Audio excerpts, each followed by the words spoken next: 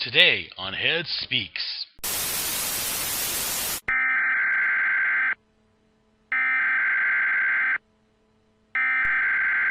We interrupt our program to bring you this important message. Today's episode of Head Speaks will be a part of the major Conway Corner Podcasting Crossover, combined with about a dozen other podcasts.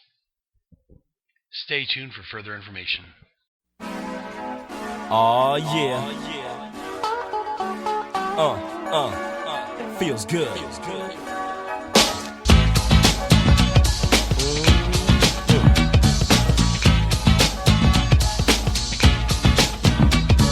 The time has come to enjoy myself. Hello, greetings and hi there. This is the Head Speaks podcast, a proud member of the Headcast family. I am your host, Aaron Moss, also known as Brother Head. Welcome to Head Speaks, where I'll be talking about comics, movies, and recent news items that interest me. Basically anything that strikes my fancy. Warning! Warning! This podcast may not be family friendly. Head Speaks may contain adult language, adult content, fantasy violence, and nudity. You have been warned. The young, stupid, and easily offended may not want to listen to this headcast. In other words, parental guidance is more than suggested. Now, before we get started today, let's hear a word from a friend of the show. Why do you think superheroes are so important? People need heroes because they need somebody to inspire them, something to aim for, somebody to try to be like.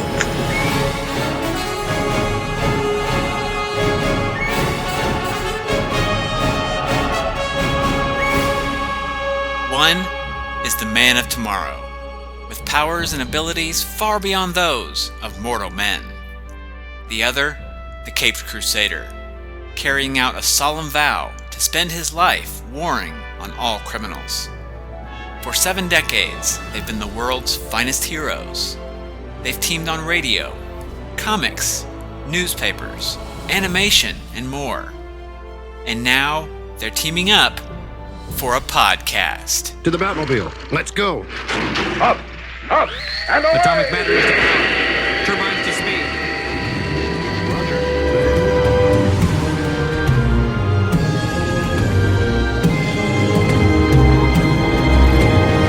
Superman and Batman celebrates more than 70 years of the world's finest team, with randomly chosen stories featuring the Man of Steel and the Dark Knight. Superman and Batman, featuring your 2 favorite heroes in one podcast together.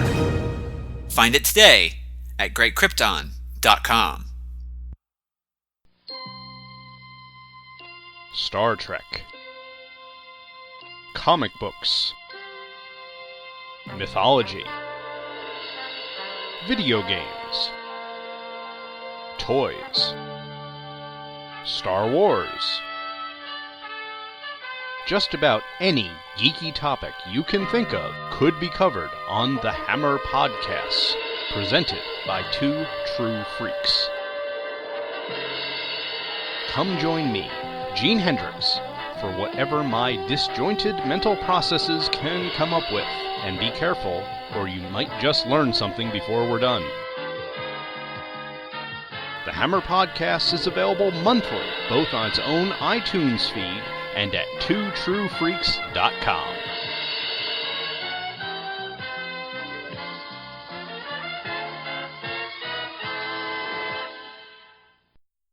And welcome back, kids. On this very special episode of Head Speaks, I've entitled it the Conway Corner Podcast Crossover Special. Why? Well, because me and about a dozen other podcasters this month are doing very special podcasts, trying to recognize some people that have gone unappreciated by certain corporations. I'm referring to some of our favorite creators that created some of the greatest characters out there. And this is centered around a recent article written by one of the best creators out there. In my opinion, he is one of the best. He's in the top couple of creators. Why? because he created Firestorm. Yes, I'm talking about the ever-famous Gerry Conway. Again, at the end of this episode, I'll go over the rest of the podcasts that are participating and where you can locate them at, and also be in the show notes on my website. But before we get started, let's go ahead and actually, let's get started. Bitch and moan, bitch and moan, bitch and gripe, gripe and moan, bitch and gripe, bitch and moan, bitch and moan, bitch and gripe. Yo, Joe! We'll fight for freedom wherever there's trouble. G.I. Joe is there. G.I. Joe, American hero. And the masters of the universe. Teenage Mutant Ninja Turtles. Teenage Mutant Ninja Turtles. Teenage Mutant Ninja Turtles. Heroes in a half shell. Turtle power. Who you gonna call?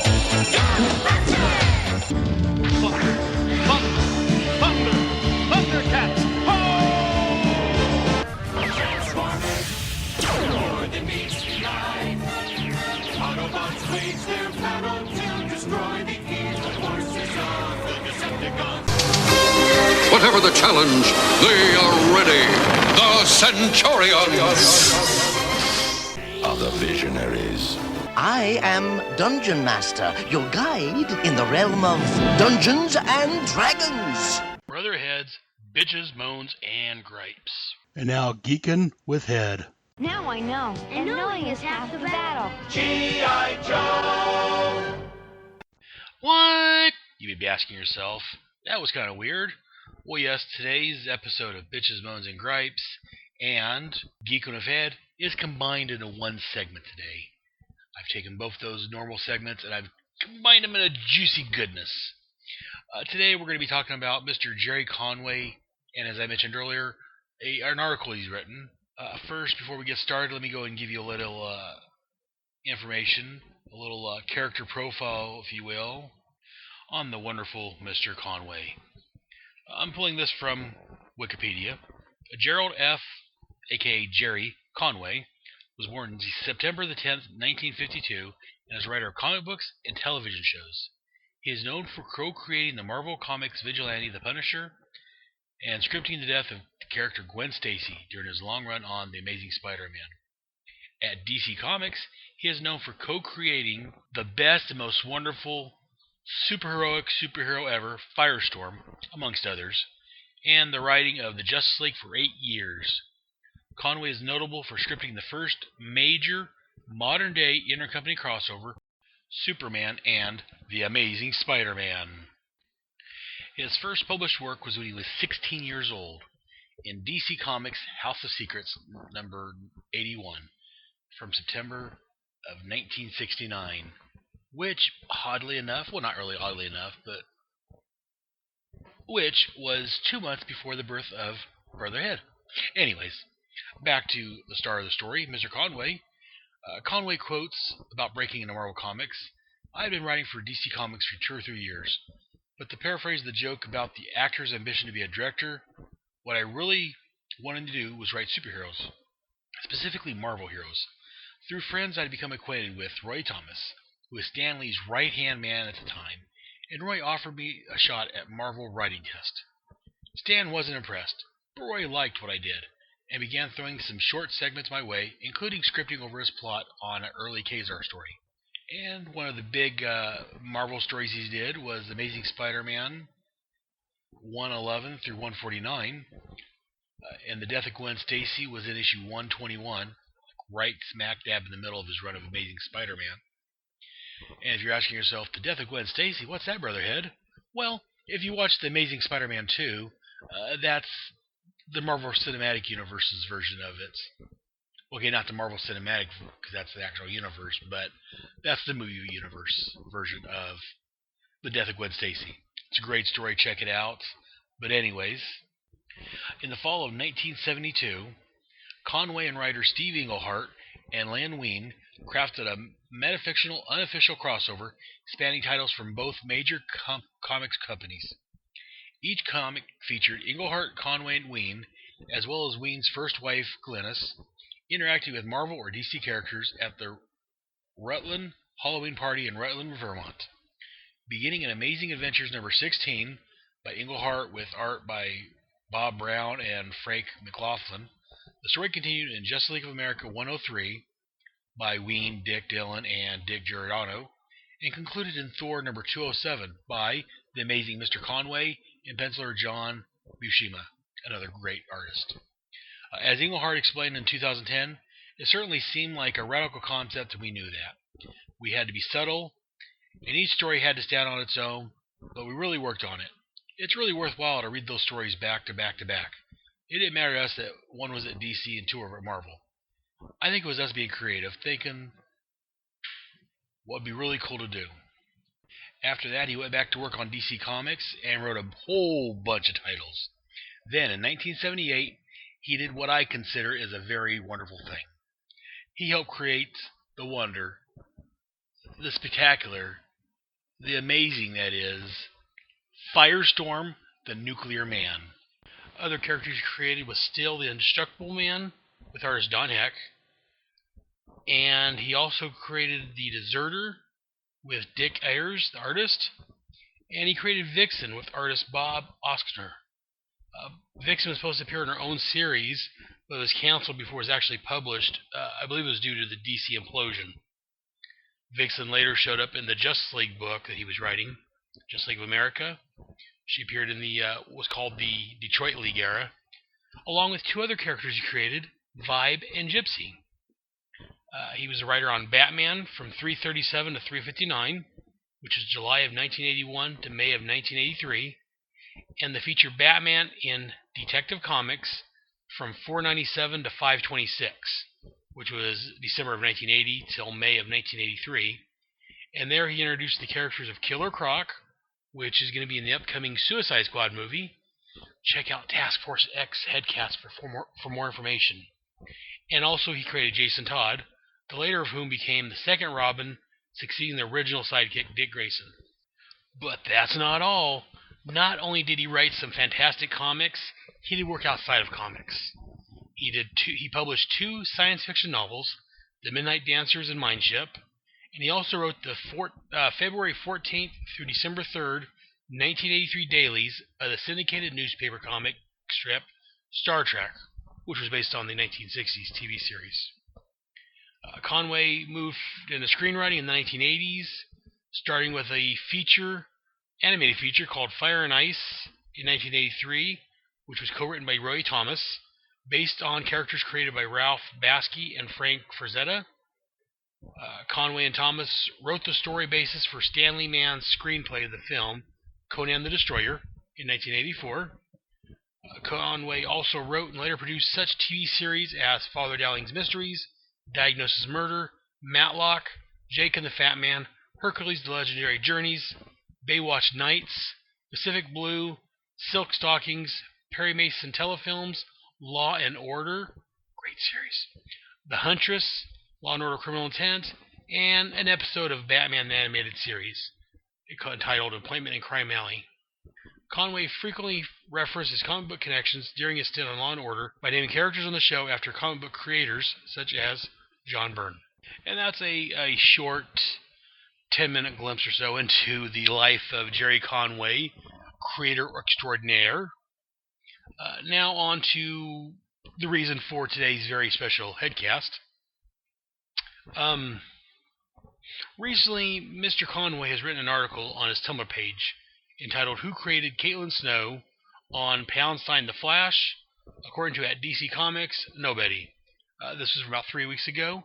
You can read this on his Tumblr at jerryconway.tumblr.com. Go back about 3 weeks ago. That's the name of the article. I'll have this also in my show notes. Here in a minute, I'll read a brief passage from it. I was going to go a little more depth, but as this is still an ongoing story, there's been some further changes to it. Let me go ahead and read a brief segment from it. So from Jerry's article, he starts out saying, Who created Caitlin Snow? The alter ego of Firestorm supervillain Killer Frost, who appears regularly on The Flash.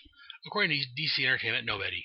That's right, Caitlin Snow, the brilliant scientist working for Harrison Wells, fiancée of Ronnie Raymond and friend of Barry Allen, aka The Flash, sprang fully formed into existence without a creator or creators.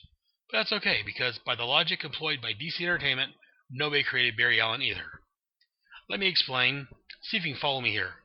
As I described elsewhere, at comicsequality.blogspot.com, many years ago, DC Comics established the first program to provide comic book creators with a share in the revenues generated by their creations in other media.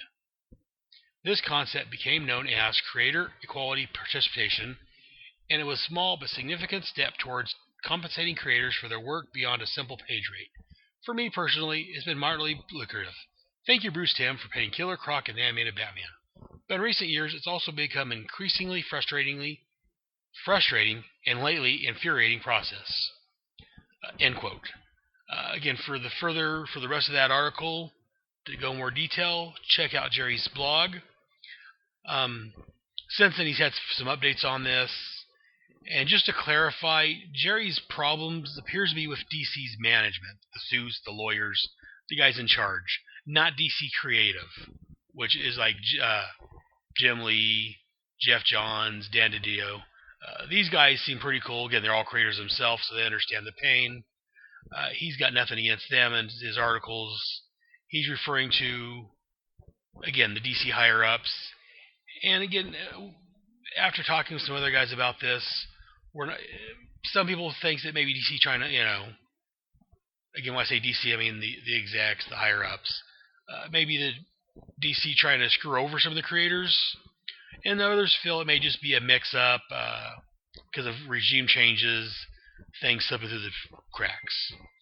But what we're getting at here is apparently DC in the past, whenever characters have appeared in other mediums, toys, TV shows, what have you, the creators of these characters would get a small but helpful little bonus check. In fact, some creators said, they forgot some of these characters they created. All of a sudden, they get a check from DC. Like, what the heck? Which is kind of nice to help out. But here in recent years, apparently it became a little more harder for these creators to get paid and to get the recognition.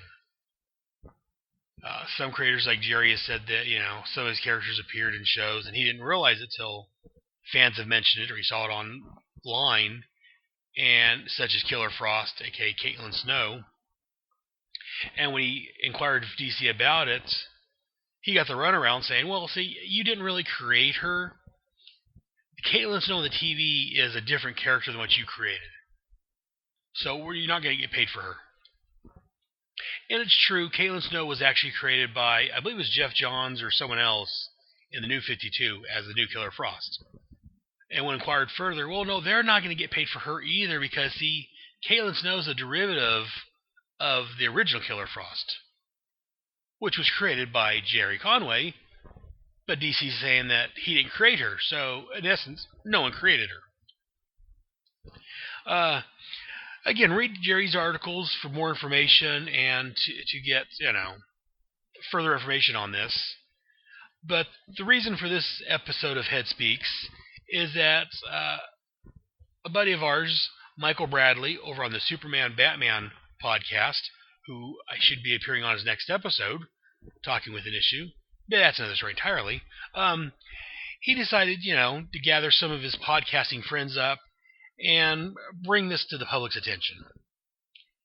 Also, Shag Matthews over at the Fire and Water podcast and Firestorm fan was instrumental in helping getting things kicked off and help keeping us organized. So I just want to publicly thank both of them, Michael Bradley and Shag Matthews. Thank you both for inviting me along on the journey and for getting this ball rolling and keeping things rolling smoothly. So, again, a handful of us podcasters, which I'll talk about a little bit later on the show, have decided to team up, and we're going to have the Conway Corner Podcasting Crossover. Again, on the social media, you can reference it and find it by hashtag Conway, that's ConwayXOVER. Hashtag Conway Crossover. Take a look on the social medias. I've been using it on Facebook. Some of the other fellows have been using it on Twitter. wherever you use hashtags, look for that hashtag for further information. So again, we're not wanting you to pick up the pitchforks and the torches and storm DC's offices. If you do, check with Shag Matthews. I think he's got a pile of them waiting. But no, we just want to bring this to, again, the fans' attention, some of the joys that these creators have brought to us, and some of the issues going on with DC Comics. But our main presentation of this is, again, not to burn down DC's offices. It's to share the joy that is Gerry Conway, and to highlight his works, and to just, as Shag Matthews always saying, find your joy. Well, Gerry Conway has created a lot of joy in the comic book world. But as I said earlier, for further information, check out Mr. Conway's Tumblr, which is at conway.tumblr.com. That's GerryConway.tumblr.com. Check it out for his different articles on this and other interesting information.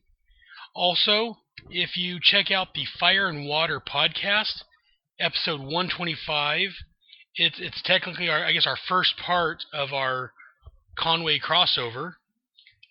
Shag and Rob Kelly interview Mr. Conway on creator equity and the current issue he's having. Definitely check that out. It was a great episode. But for now, we're going to go and listen to another friend of the show, and then we're going to move on to our next segment. So hang tight, kids. After these messages, we'll be right back. The Ultraverse Network begins now. Over 20 years ago, Malibu Comics debuted the Ultraverse. It may not have lasted long, but the creativity and quality of its titles and creators caught many readers' imaginations when it first appeared and in the years since. This network of fans celebrates the fun and excitement of the Ultraverse and its awesome writers, artists, and characters.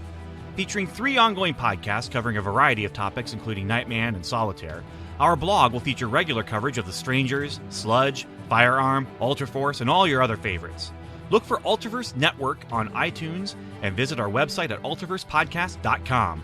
We are giving Ultraverse fandom a jumpstart.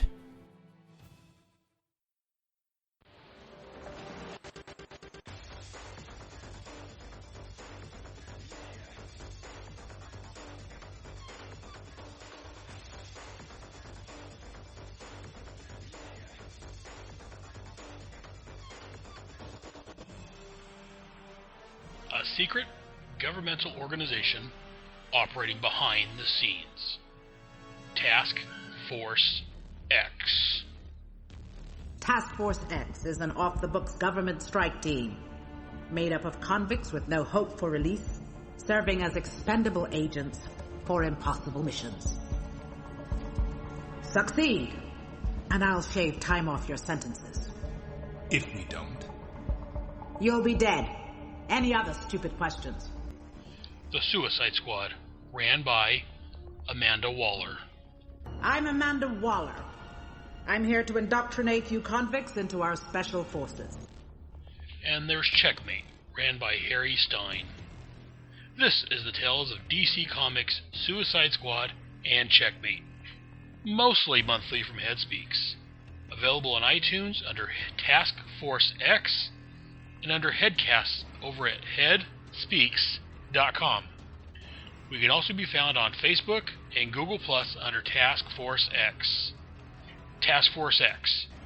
Check it out, or you'll answer to the wall. Nobody screws the wall!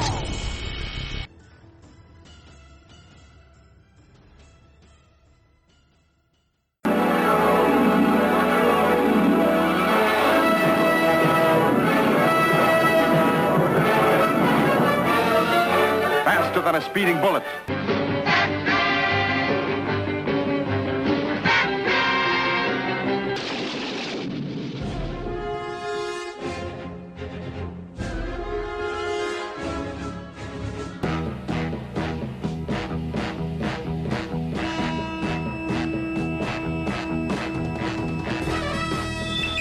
in the Great Hall of the Justice League. Spider-Man and his amazing friends. The Justice League of America versus the Legion of Doom. This is What's in Head's Long Box? Dedicated to truth, justice, and peace for all mankind. The world's greatest super friends. In this episode of What's in Head's Long Box, we're going to cover Firestorm, the Nuclear Man, issues 1 and 2. This is the original 5-issue Firestorm series. Originally, it was intended to be a regular series. It was written by Gerry Conway, but due to the DC implosion of late 70s, sadly, Firestorm was one of the books that was caught up in the implosion and was canceled after issue 5. Then he went on to appear in the Justice League, had backups in the Flash series, and eventually, a few years down the road, would get his own book back, which ran for 100 awesome issues. But again, I'm not so much here for the entire run of Firestorm. I just want to talk about the first 2 issues in celebration to the great man, Gerry Conway. So we're going to cover issues 1 and 2 of Firestorm, the Nuclear Man. The first one to cover is Firestorm 1, cover dated March 1978. But if you want to buy this bad boy fresh off the newsstand, you're going to have to use a time seer to go back to December the 5th of 1977. December the 5th, 1977 was when this bad boy was on the racks. And again, all you had to have to buy it was 35 cents. Quarter and a dime. They won't even let you in the comic book store for 35 cents anymore. Page count was 32 pages. Editor was Jack C. Harris. Cover artist Alan Milgram. The title of this story was called Make Way for Firestorm. Written by, as I've said, the wonderful Mr. Gerry Conway. Penciler by the equally talented and awesome co-creator Alan Milgram. Inker was Klaus Janson. Inker was also Joseph Rubinstein. The letter was Todd Klein. Colorist Adrian Roy. And this was reprinted in Firestorm, the Nuclear Man, trade paperback, 2011. I also just throw out real quick, I mentioned about the DC implosion. This series only lasting 5 issues. There was a 6th-issue written and penciled and inked. It wasn't colored yet, don't look like. But there was a 6th issue written for this series that wasn't published. If I'm not mistaken, that also shows up in that same trade paperback I just mentioned, Firestorm, the Nuclear Man. The 6th unpublished issue is in that book also, so definitely check it out.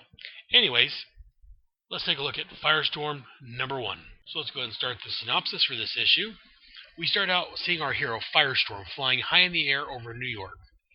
He sees a pedestrian about to be hit by a cab, which immediately turns into water. And then we see him flying through a helicopter. He then arrives at Brooks Nuclear Power Plant in South New Jersey, where he flies through a wall and confronts a bunch of terrorists, their leader named Eddie. We then get a flashback of a teenager, who we find out is named Ronnie Raymond, playing some football. Ronnie meets his archenemy, Cliff Carmichael, school whiz kid. We also meet Ronnie's future love interest, Doreen Day. We then cut to a nuclear power plant, where we find a group of protesters. Well, protesting. That's what they do. Inside, we meet Nobel award-winning scientist, Professor Martin Stein, finishing work on the world's first fully automated, fail-safe nuclear generating plant, where he's interrupted by a former assistant, Danton Black. Black has a couple of members of the Nuclear Regulations Committee who has shut down Stein's plant due to accusations from Black of theft of his plans. We're back to Ronnie, who is home watching TV, who's awaiting his dad, who's working late. He sees nuclear protesters on the TV led by Eddie Earhart.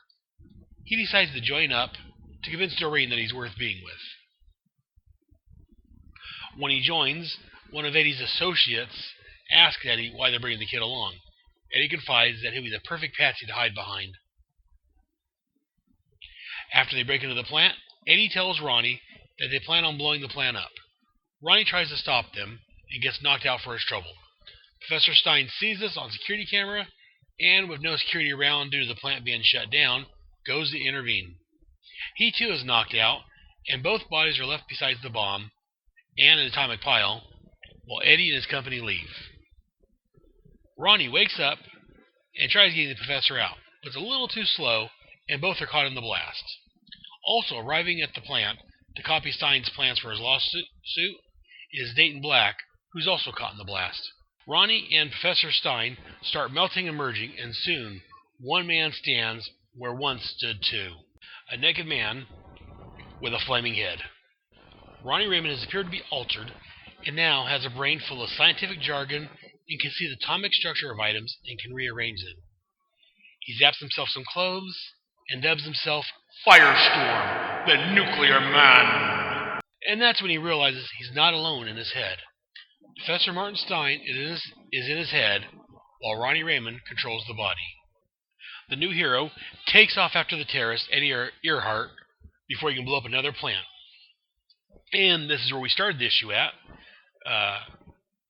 Firestorm, our nuclear man, is taking out Eddie and his goons. Eddie, seeing defeat, goes to set the dynamite off. But Firestorm is able to, as he says, absorb the blast into my own bod. And he absorbs all that radiation, the fire, and explosion into himself. After the police arrive and mop up the terrorists, Ronnie flies off. Landing, he looks in the window and sees what he actually looks like.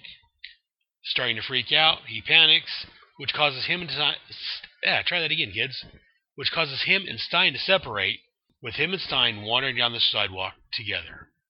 Next issue, Multiplex. Now for my thoughts on the issue. Before we get started on this, I feel that full disclosure is only fair. Firestorm, as you may have guessed from listening to my previous podcast, Firestorm is one of my two favorite heroes. This is where Firestorm first appeared, so I may gush on and on about this issue. But anyways, we start with the cover. We've got our logo, Firestorm, the Nuclear Man, and fiery writing. The cover is very dynamic. I really like this cover. The cover shows in silhouette images, if you will, multiple images of Ronnie Raymond and Professor Stein going into the background, merging to an explosion, which out of flies Firestorm, the Nuclear Man.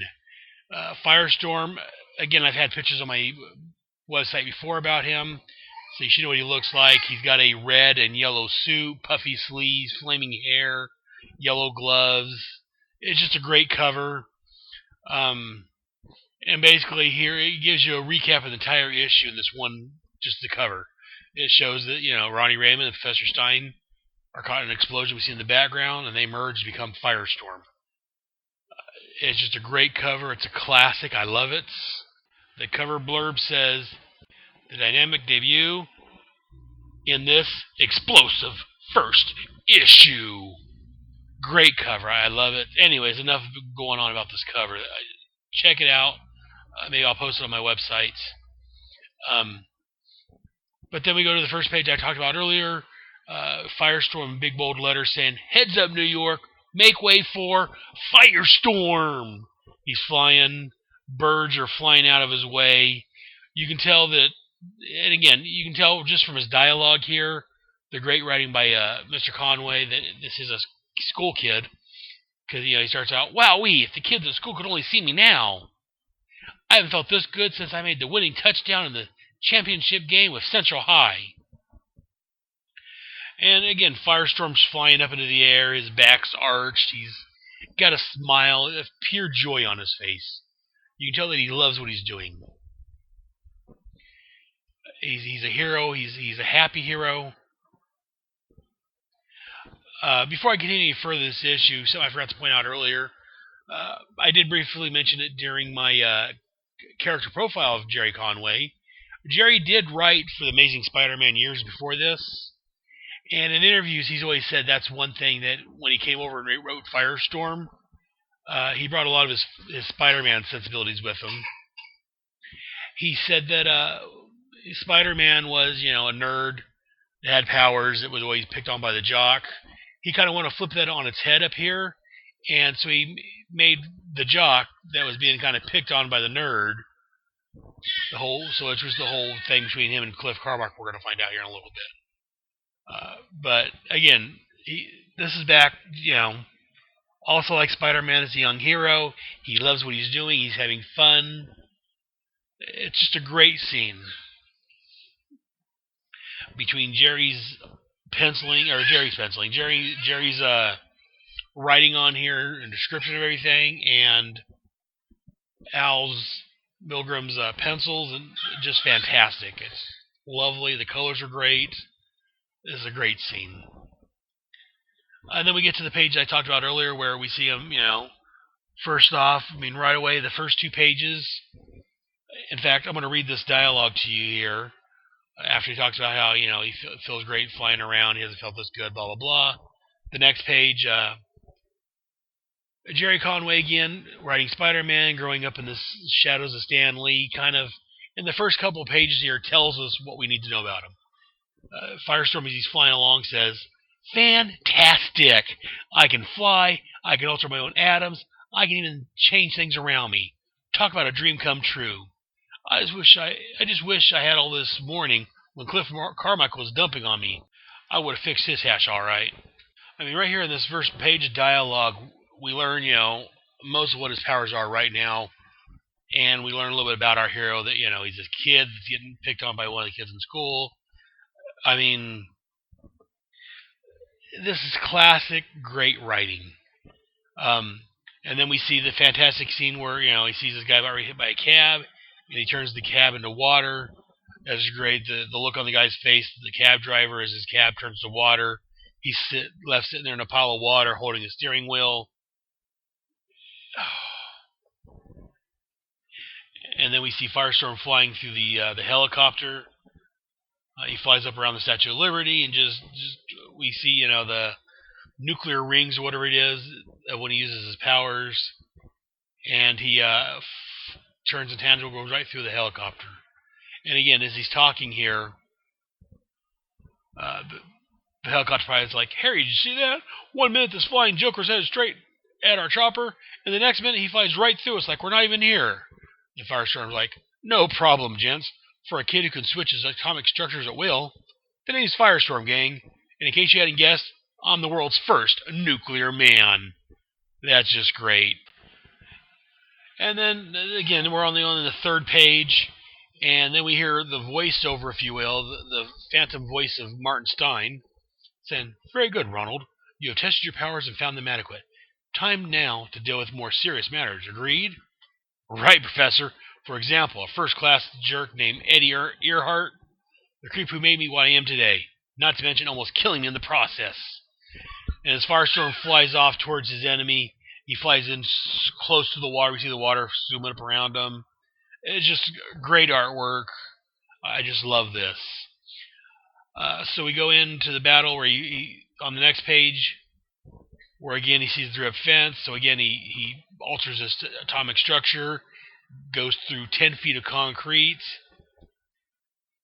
and then he sees Earnhardt and his friends with some dynamites. And then I like how they start the flashback of this. Firestorm is like a very light colored, if you will, and we're looking down towards his face, and the flames that shooting out of his head kind of forms a panel. And in the panel, we get our flashback where we see Ronnie Raymond catching the football. The next, we get Cliff Carmichael, Again, this was the 70s, the late 70s. Cliff Carmichael, this high school kid, he's got glasses. He's got mutton chops, sideburns that go down along his face, up not quite to a beard. A very 70s looking kid. And Cliff's just being a jerk to him. I've had some jerks in my life growing up, and this guy takes the cake. Again, Ronnie hadn't done nothing to Cliff. We see Doreen Day just fawning over him, and that's probably part of the problem. Is that I think Cliff liked Doreen Day, and Doreen would rather be with Ronnie at this point. She's like, "Cliff, he's just marvelous. The way he leapt for the ball, he almost seemed to stretch those last few inches." And Cliff's like, come on, Doreen, be serious. How can you be interested in a common jock when you've got me? She's like, yes. And she's like, you're the new transfer student, aren't you? My name's Doreen Day. I saw you there in homeroom. I know. I peeked. Oh, and he says, my name's Ronnie Raymond. I know. I peeked at the seating chart. And Cliff's like, say, hero, that was some catch. 2 bits you can't do it again while chewing gum. And Ronnie's just very testy with this. He does not want to pet up with any of Cliff's. Anyways, I guess that's enough on this page. It's really great. I like the dialogue, the artwork. You can tell that Ronnie's getting tired of Cliff, and just great artwork. And then the next page, I mean, again, it's more of Cliff passively aggressively, I guess, making Ronnie feel dumb. Because in class, every time the teacher asks a question, Ronnie goes answer it. Cliff immediately jumps in and answers the question.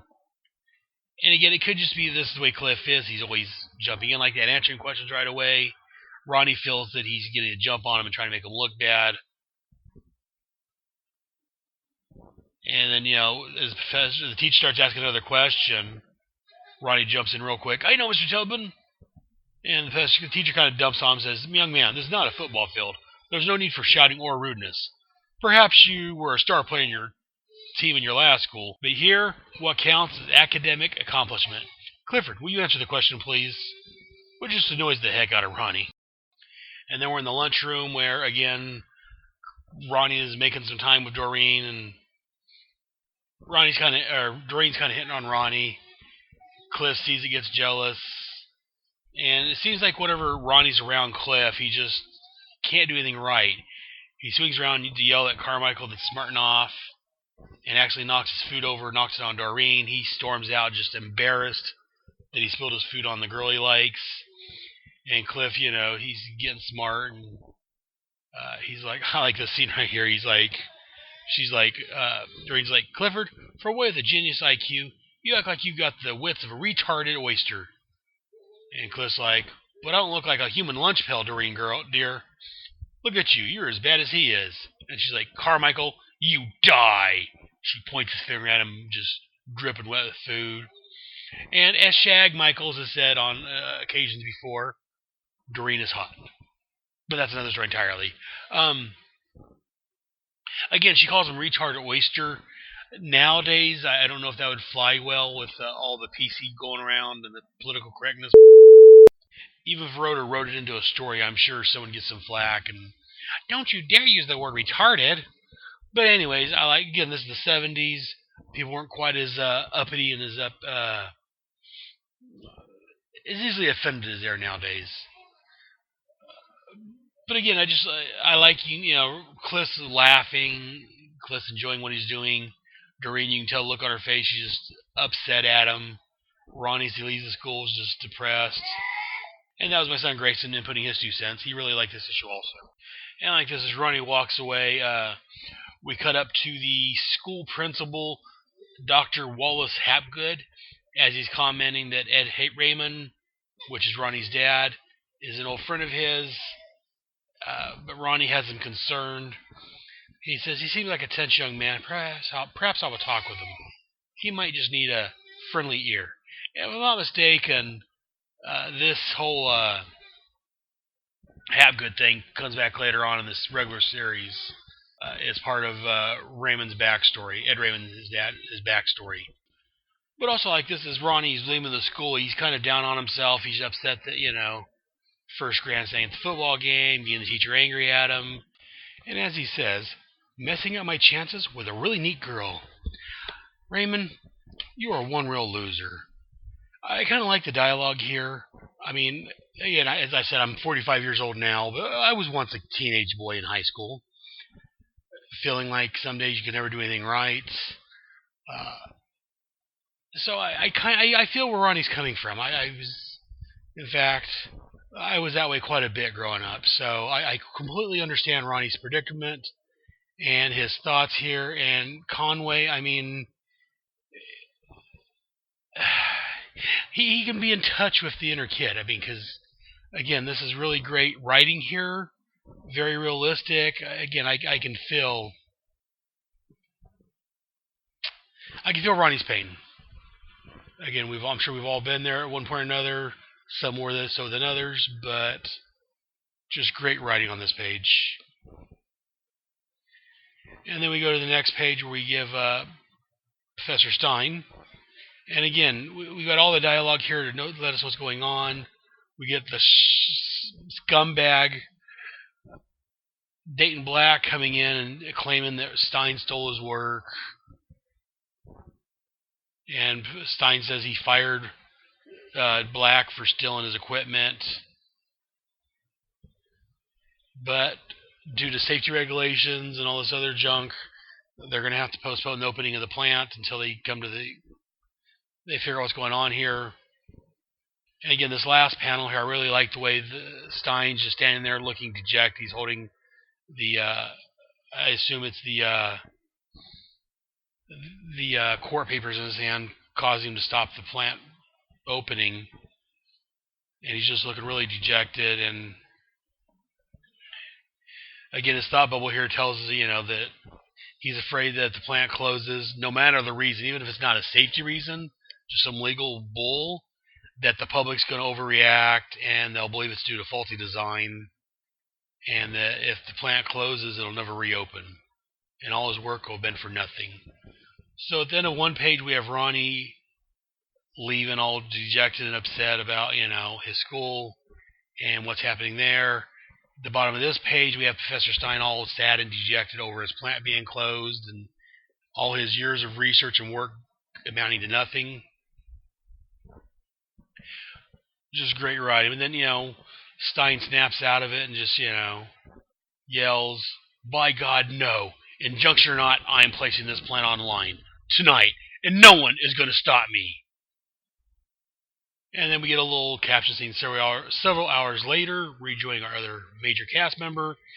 We see Ronnie and the two panels on top of each other. Stein reaching over and slamming his fist on a panel, saying, "By God, no."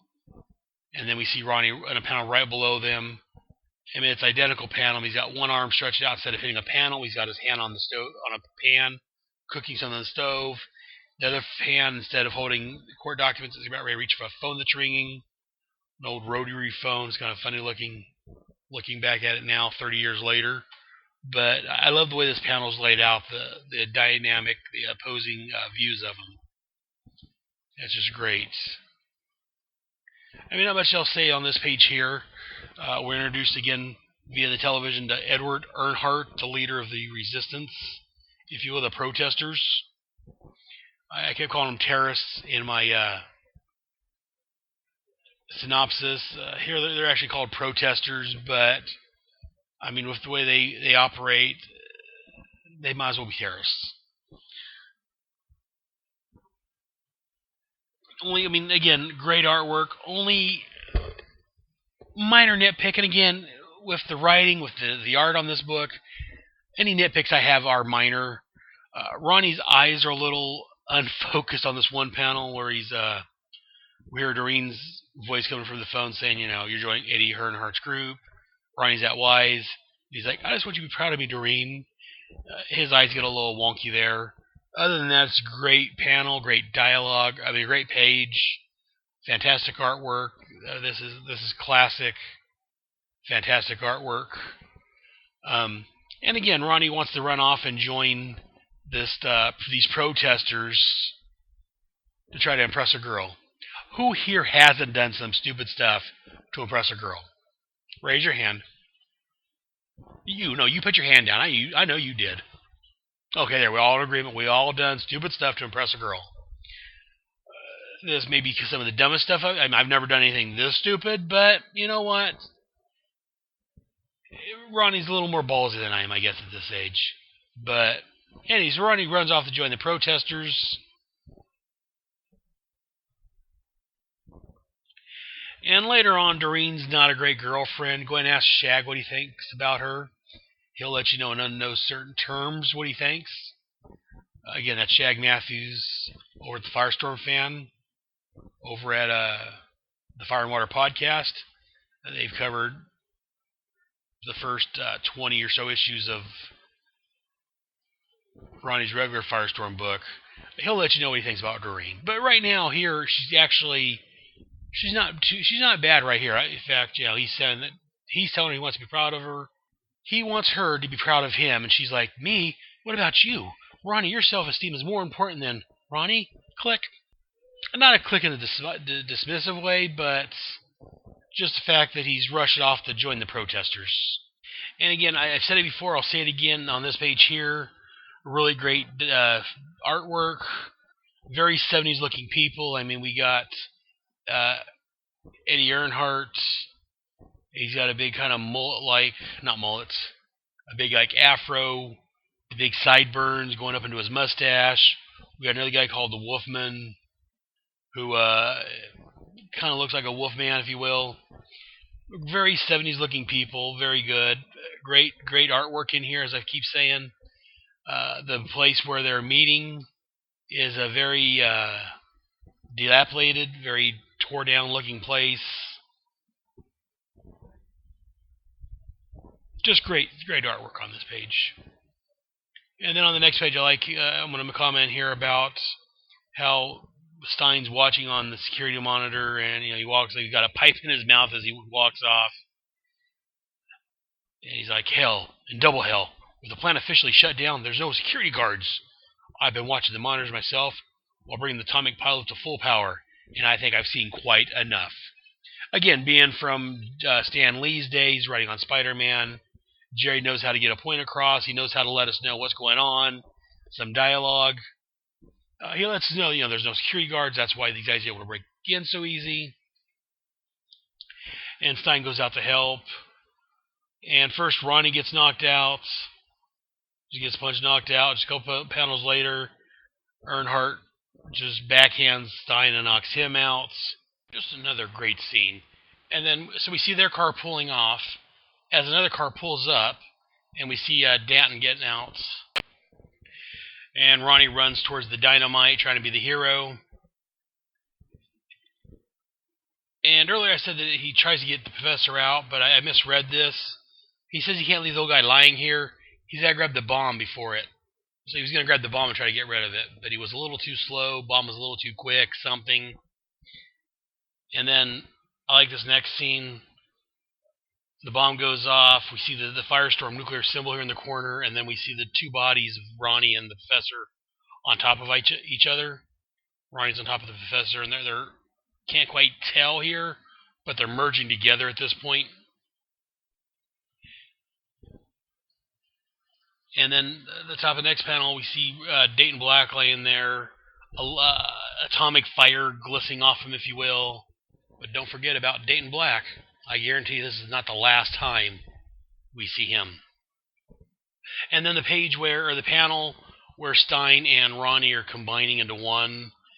There's like 3 shots of each of them, progressively backwards, with one in the background with a naked guy, hair on fire. And we see here Ronnie going through this. He's like, I feel like I'm melting. No, not melting, merging. Like stereo images coming into focus. I'm changing, but I'm still alive. And I like this panel here. This panel here with the birth of Firestorm.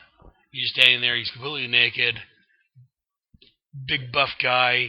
He's got rings of atomic energy, if you will, wrapped around him. It's what they use to represent him using his powers. His hair's on fire. There's a purplish ring of energy going around him, covering up the naughty bits. And just again, this is... I keep saying it, but this is just gorgeous artwork. I mean, it's very expressive. It's very realistic looking. It's not the cartoony artwork you see a lot of times, or the more abstract, I say in quotes, artwork. It's just a great scene here. I like this. I like this artwork. And again, using his expositional dialogue, I guess. Ronnie's letting us know what's going on, that he can see through the wall. He can read its atomic structure. And if he can see that, he can change it.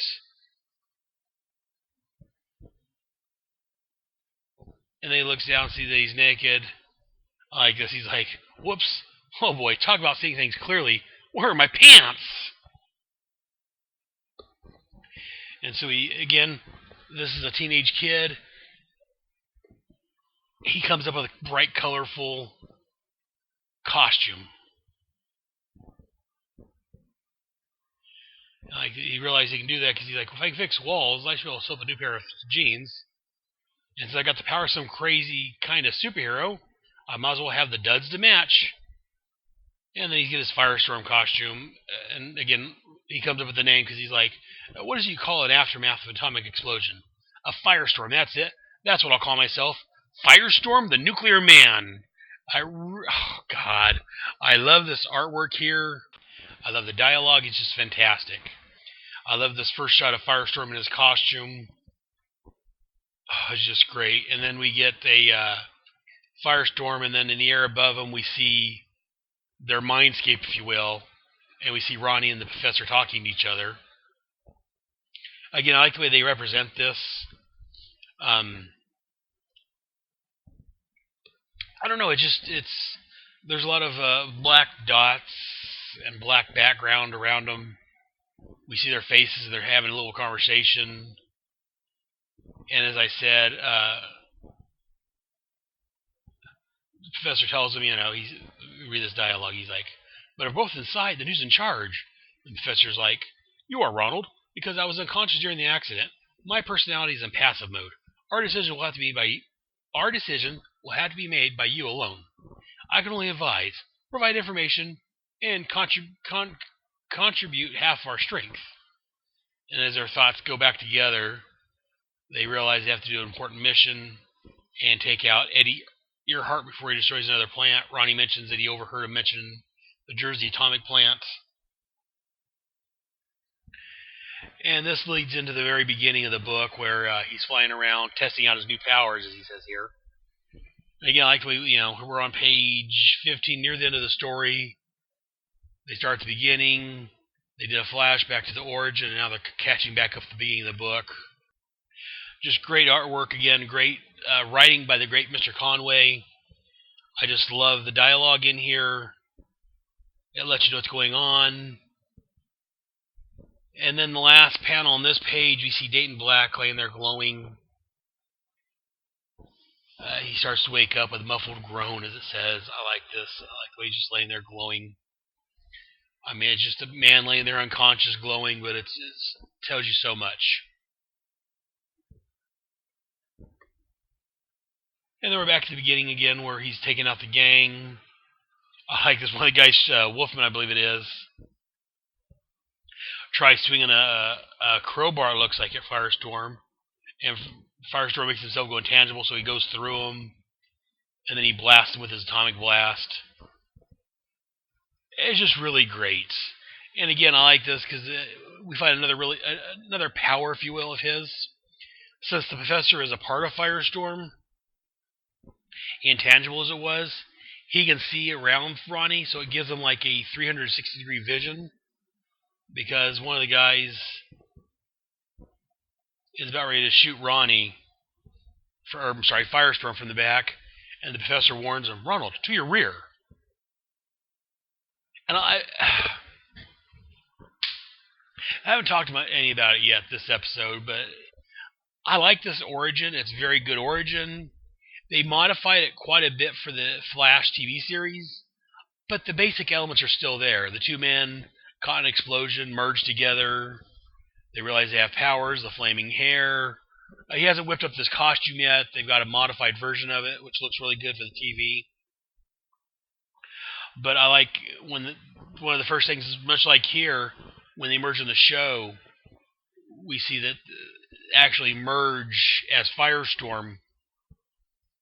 They make use of this 360-degree vision. If I'm not mistaken, the professor warns Ronnie, much like he does here, about someone coming from behind him. Yeah, the show's gotten Firestorm so darn right. But I'm not going to talk about the show right now because it's so great. But Firestorm in his glory. I love the atomic blast. Again, in the show, they give him a firepower. In the comics, you'll get that later on near the end of the run. Here, and again, I took the fire powers he has as kind of the atomic, because he has atomic blast. He's using it right here on page 16 when he's blasting the guys. Well, see, I think it looks like he's blasting them, but he actually just turned the floor into air, so they fell into the floor. So I guess it's still fire powers in the show. I can get behind that, though. And again, he blasts the guy behind him with the gun, turns his gun into a cucumber, which actually is kind of a flaw now that I think about it. I never really caught that. I mean, I noticed it said cucumber, unless it's a plastic cucumber, maybe. Because, again, they haven't mentioned it yet, but we will learn later on in the series that Firestorm could transmute anything, but he can't affect organics. So if that was a real cucumber, he wouldn't be able to turn it into a cucumber, it seems, because, again, cucumber's organic. Well, it's a plant. So I don't know if he could. I don't know if he could turn it. I don't think he can affect living matter like that. So again, it may be a plastic cucumber. I'm paying way too much thought in one panel little scene here, but it's just something to think about. And like this, Earnhardt's he says his Crowley life's been a bust, flunking colleges and jobs. So he's going to kill everybody, even himself. And he sets the bomb off. Like this, Ronnie's like, or Firestorm's like, Earnhardt, are you nuts? You're setting off the dynamite.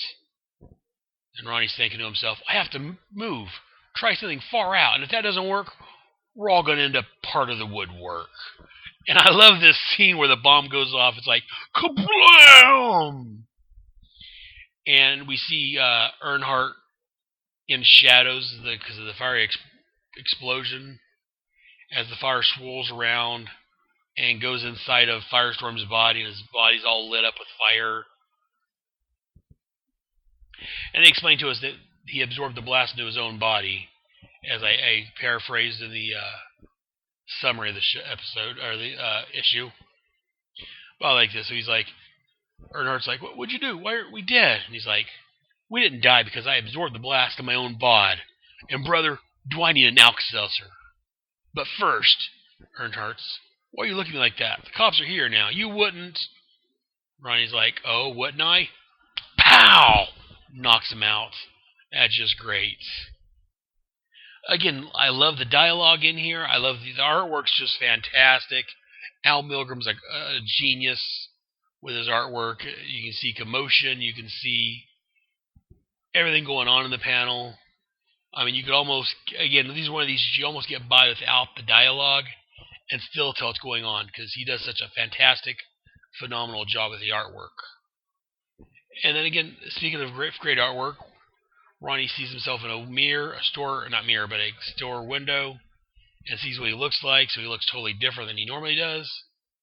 Like this, but it isn't me. What's happened to Ronnie Raymond? I don't want to be Firestorm forever. I want to be me. Me.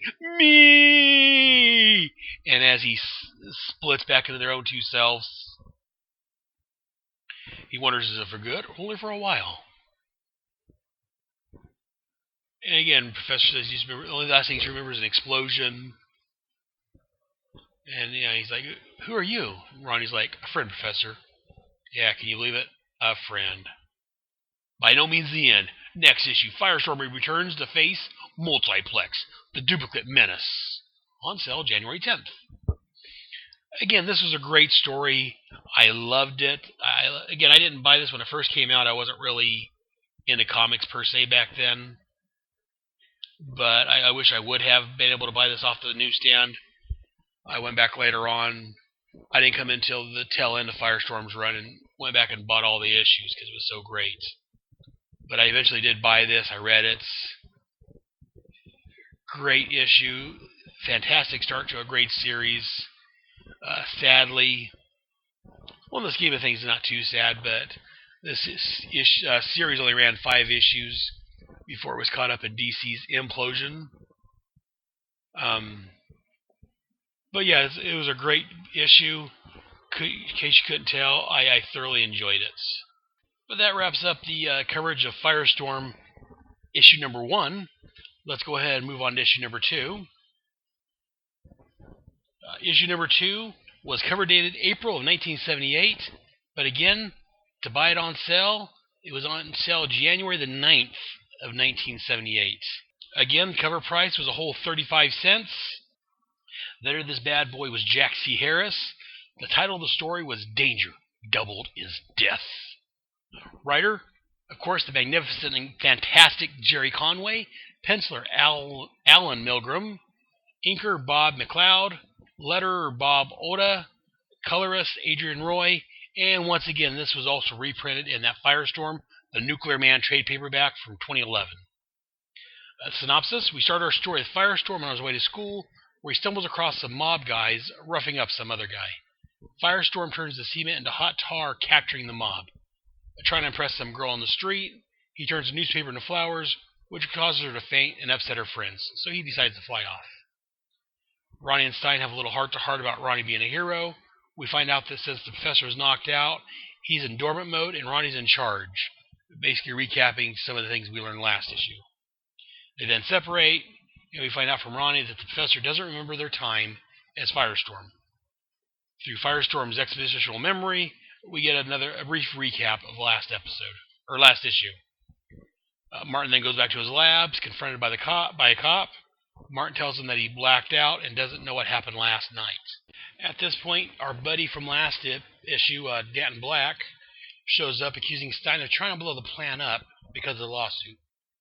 Meanwhile, Ronnie is getting grief and dislike about Firestorm from both Cliff Carmichael at school and his father at home. Then we see some reporter from WGBS named, Clark Kent. Whoever this guy is, first time I've seen him in the series. Clark Kent reporting on the Firestorm sightings. After that, we see, Superman! He goes off to find the new hero Firestorm to find out a little more about him. Meanwhile, back in Stein's lab, Professor Stein is attacked by two men calling themselves Multiplex. And then we find out that when the professor is knocked down by a villain, Ronnie feels it also. Kind of like the Crimson Twins from over in G.I. Joe. They can feel each other's pain, apparently. Ronnie knows that the professor's in trouble, so he runs off to help the professor, not paying attention to his dad calling him. With no train in sight, and realizing that since he can feel Stein's pain, they must be connected, he attempts to become Firestorm once again. Suddenly, where once stood Professor Martin Stein, now stands Firestorm. The multiplexes break into the nuclear pile and start absorbing energy. Then the next few pages, Firestorm battles the two men until they gain the upper hand by smashing a fire hydrant and knocking him away. At this point, Superman shows up for a little moral support and not much else, and then Firestorm takes off after the multiplexes. He shows up as they're about to absorb some more nuclear energy. He fires a blast at the two, which misses them. Multiplexes begin absorbing the radiation pile, but they notice they start getting weaker. After Firestorm takes them out, Superman shows up once again, better late than never, I guess, and we find out that Firestorm missed them intentionally, as he was actually turning the atomic pile into harmless phosphorescence? What the heck that is, I don't know. Anyways, I'm not a scientist. The multiplexes are unmasked as Danton Black.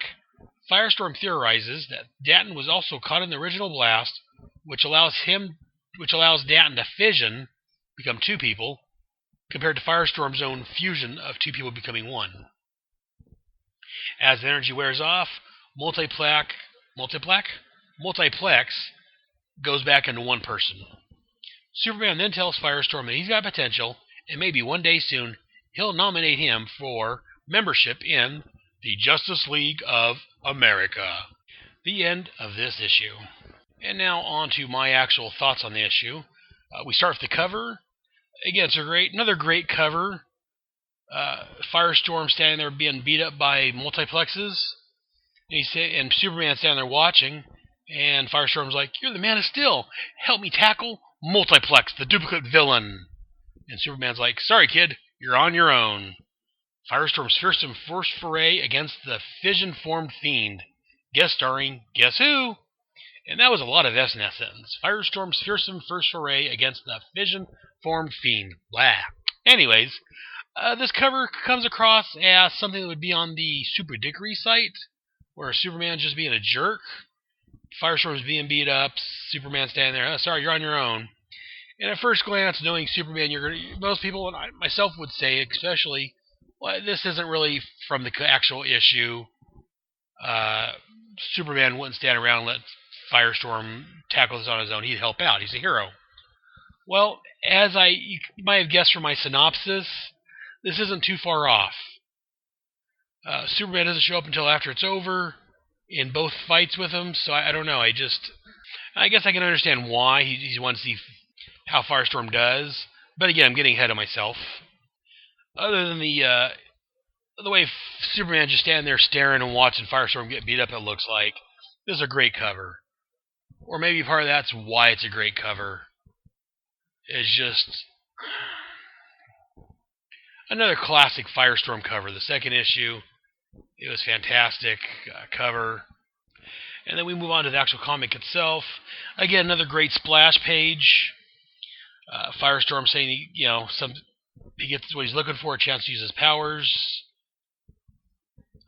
From this, we can tell he's on his way to school. And again, we see, a couple of mob guys beating up some other guy. Again, just a great dynamic splash page. And again, I like these old comics are great. They got the caption here. It says, 2 men fused by a bizarre nuclear explosion. One is a Nobel Prize-winning physicist, Professor Martin Stein. The other is a teenager, Ronnie Raymond. And together they form Firestorm. Scene, the much-maligned Isle of Manhattan. Dramatis personnel, 2 gangsters, an old codger, and the Nuclear Man. Time, when else? Right now. And the title, Danger Doubled is Death.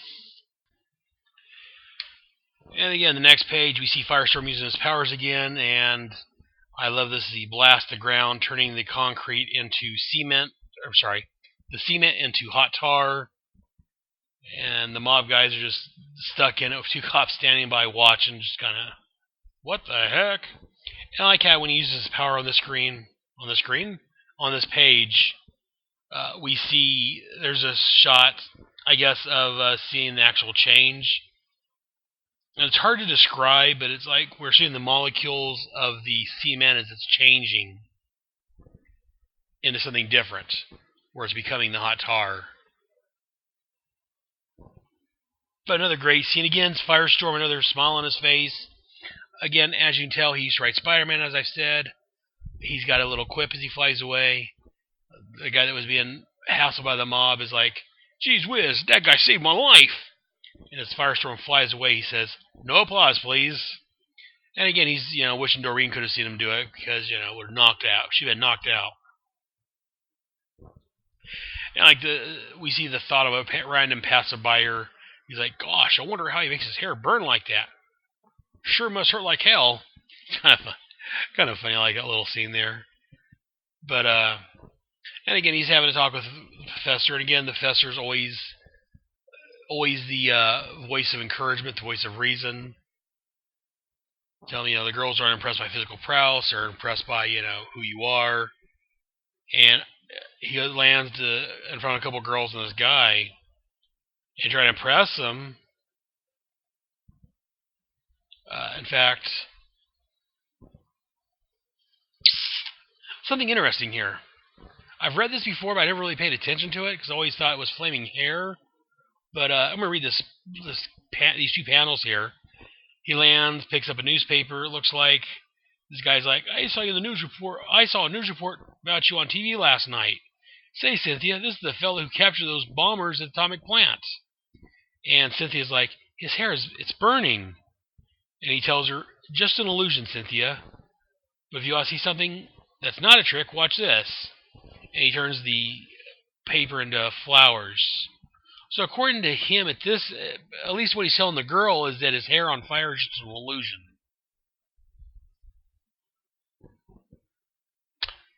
I'll have to mention that to Shag and see what he thinks about that. That's interesting. That's just, according to him, his hair's not really on fire, it's just an illusion. Because previously, it seems like his hair actually was on fire. So I don't know if this is just something Gerry hasn't quite figured out how he's doing the hair yet, if it's actually fire or what's going on, but an interesting, again, just really a throwaway line. And again, he could just be saying it to impress the girls. But that's just an odd little scene I ran into here. But enough commenting about whether his hair is fire or just an illusion. I've sent a message to Shag himself. I'm going to get some clarification from his opinion. But that's another story entirely. Let's go ahead and move on. I like this. So again, he turns the newspaper into flowers. Again, seeing how flowers are... I didn't think they worked on living material like that. Maybe they're artificial flowers. It's a very good possibility. As she faints... I like that, we see the guys standing around, and as one of the guys catch her as she falls, Firestorm's like, uh-oh. So he takes off before people get mad, and we see someone look like they're throwing the flowers at him. As he flies away, the flowers are falling behind him. Actually, probably dropped him is what it was. But again, he's still hard on himself, saying, he shouldn't become Firestorm. He's still messing up his chances of girls. I covered all this in the synopsis, so I'm not going to cover it again. But I do like, again, just great artwork here. I just love this artwork. I can't keep going on about it. It's just fantastic. And I like the little, as he's thinking back about what happened last issue. Again, as Stan Lee says, every issue could be someone's first. So he recaps what happened to him, how he became Firestorm. And they're back again. They're doing a new story here, but they're recapping what happened previously. Dan's letting us know that he's filing a suit against Stein. Plus, he's throwing some new information, blaming Stein for the explosion, saying he tried to destroy the plants. I like this. And again, there's a panel here where he talks about how after the explosion last night, and we have a rare, mysterious thing called a editor's notes, where they tell us that, sulking about the plant, Dayton Black was caught in the same blast, which almost killed Stein and Ronnie Raymond. Again, nowadays, these footnotes, editor notes, are a thing of the past, really. I like them. Either let you know a little bit more what's going on, like here, or to give you an issue number a lot of times, let you know where to go to look for more information. I like these editor notes. Again, not much really to say here. Again, exceptional artwork. I enjoy the writing on this. Doreen's got a newspaper. The headline says, "Firestorm is here." That's really nice. While Doreen, who should be the most important one to Ronnie, says she likes him. Cliff's hating on him, says that, he's hung up on violence like Ronnie is. He's a mental midget. And again, Ronnie's resorting to violence, about ready to punch out Cliff Carmichael.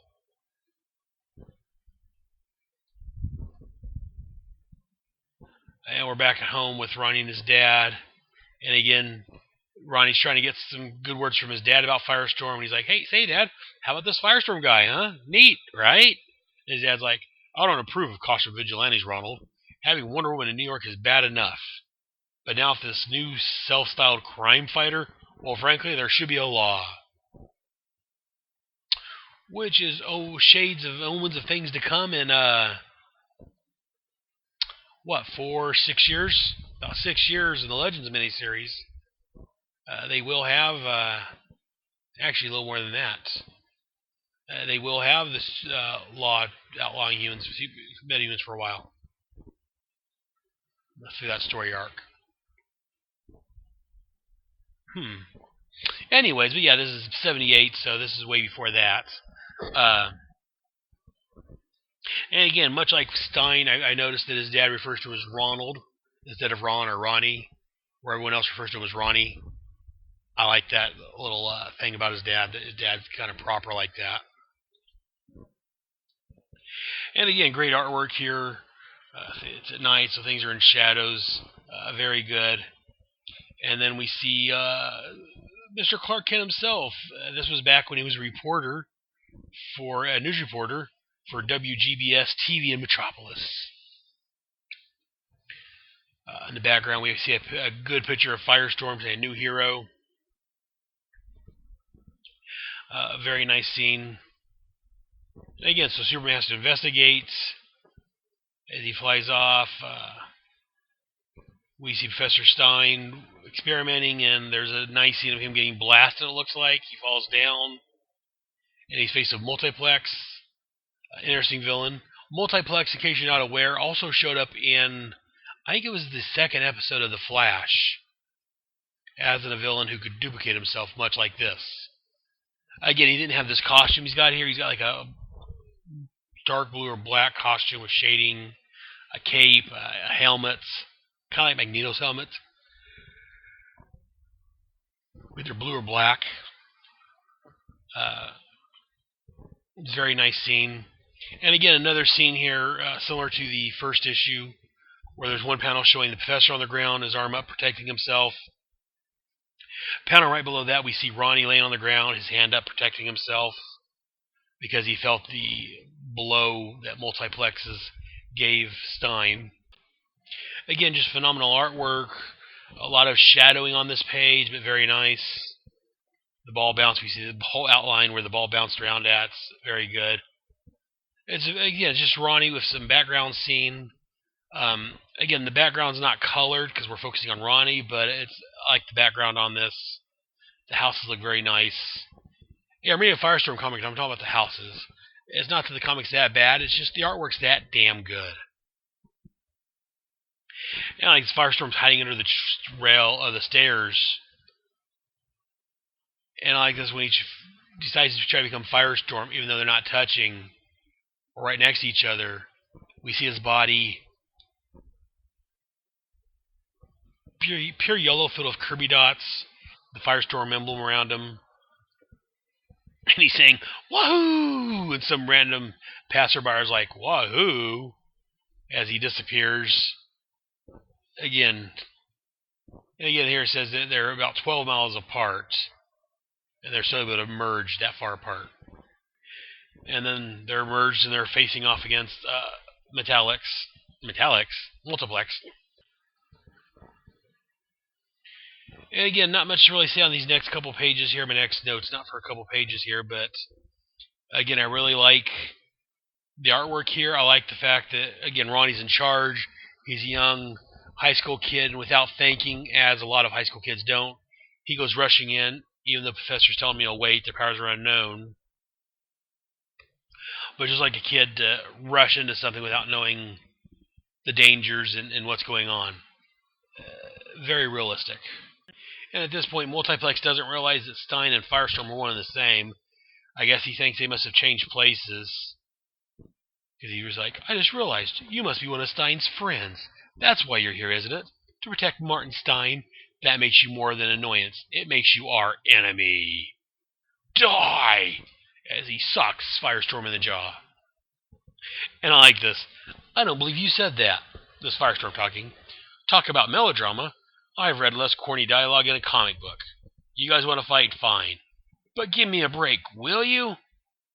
As he jumps at them. I like the dialogue there. Again, very meta. That he's in a comic and he's talking about their dialogue being dialogue from a comic book. I like that. And again, just seeing them fighting. And again, we see Superman flying up. And he's commenting that, it looks like that's the Nuclear Man. He needs assistance. He makes a comment that he thought he might be a new member for the Justice League. But now he's not so sure. Oh, it's kind of dickish of Superman here, I think. I mean, the kid doesn't know the guy he's fighting, and just because sees Firestorm get knocked down once, he assumes that Firestorm's not a quality to join the Justice League. And again, it's a Gerry Conway written joint, so I don't want to say anything bad about it, because again, it's Gerry Conway. It's so fantastic, but Superman doesn't come off looking too good in this issue. I mean, Firestorm's doing a pretty good job against the Multiplexes. He's turning a car into a clamp or whatever to grab him.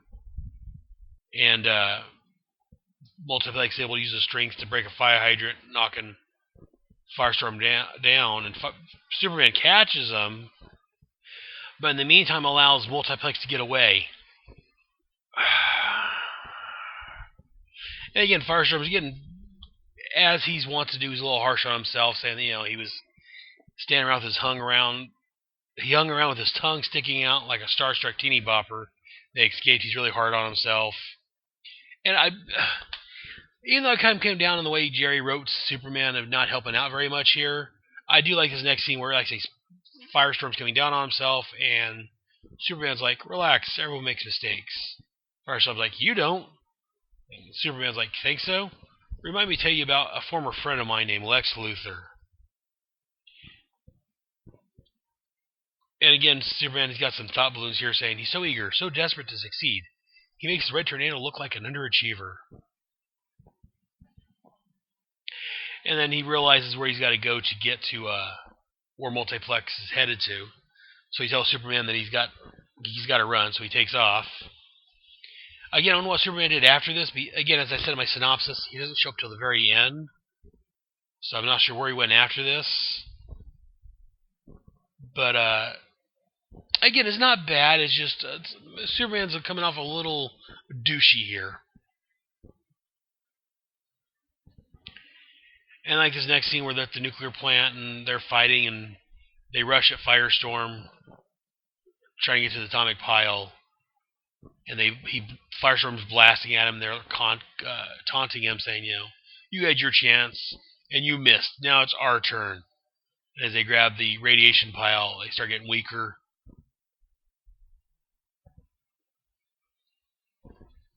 Again, very great scene. And then Firestorm just knocks them both out with one punch. And once again, Superman comes walking up once all the hard work's done. Superman shows up and asks what he did. And that's where Firestorm tells us that his blast wasn't off target. He was actually aiming for the pile to turn it into harmless, as I said earlier, phosphorus. I'm probably mispronouncing the hell out of that, but they absorbed it. He said they must have blew a fuse. And again, this last page I like here, how Dan Black, when he loses his energy, reverts back to one body, the way it's drawn. And Superman tells him that he may offer him membership in the Justice League at some point. Spoiler warning, he does get membership of the Justice League. Gerry Conway, I'm not sure if he's writing it at this point or eventually, soon, but Gerry Conway goes on to write the Justice League. And seeing how Firestorm's one of his creation, he'll bring Firestorm into the Justice League later on, after his own title is a victim of the DC implosion. But anyways, but with Superman telling him, you got promise, and maybe someday he may nominate him for the Justice League, Firestorm gets all ecstatic, and he's like, fantastic! Maybe I'm not such a screw-up after all. Out of my way, world, nothing can stop me now.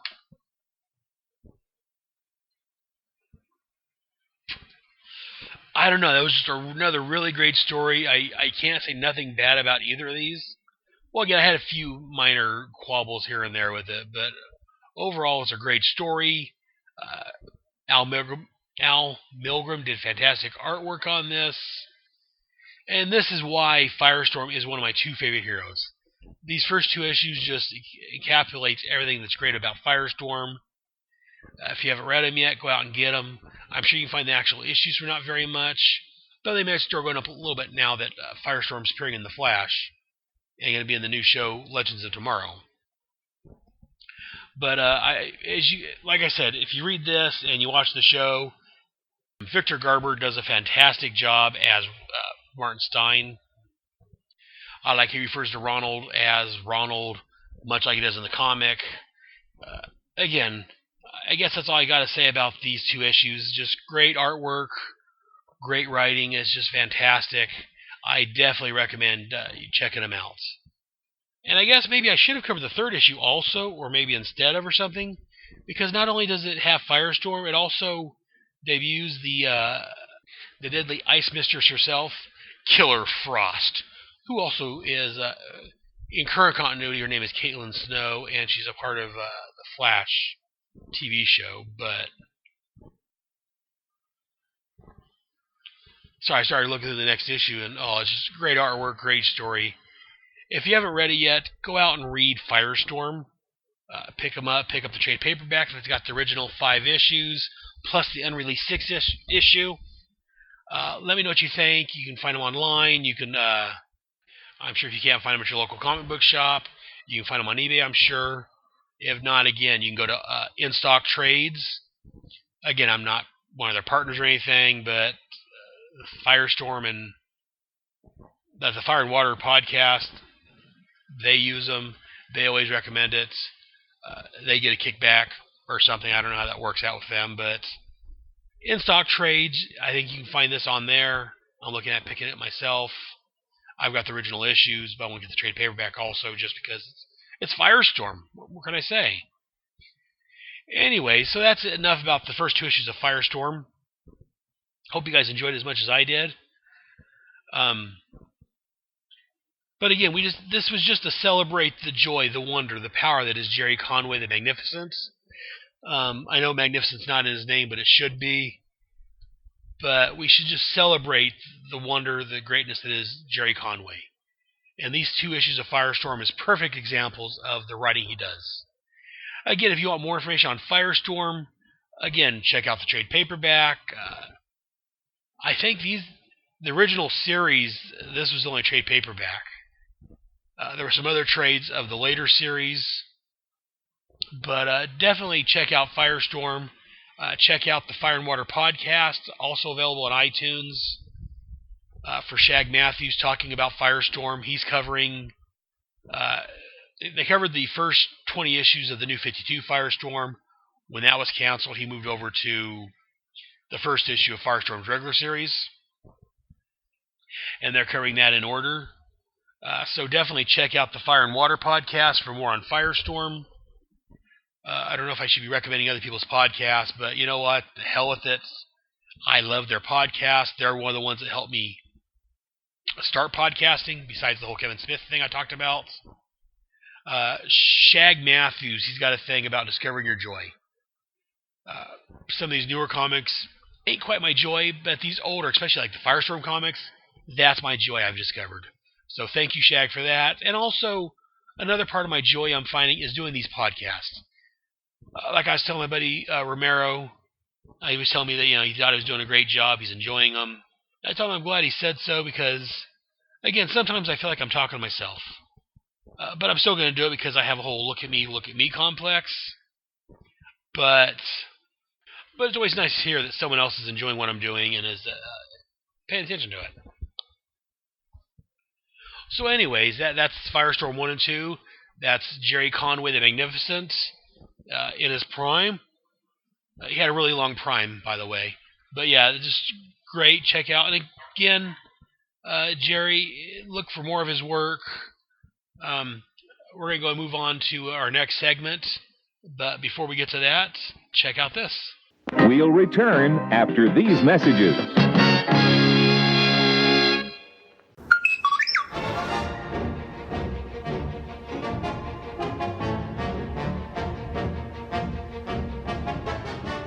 I got a bad feeling about this.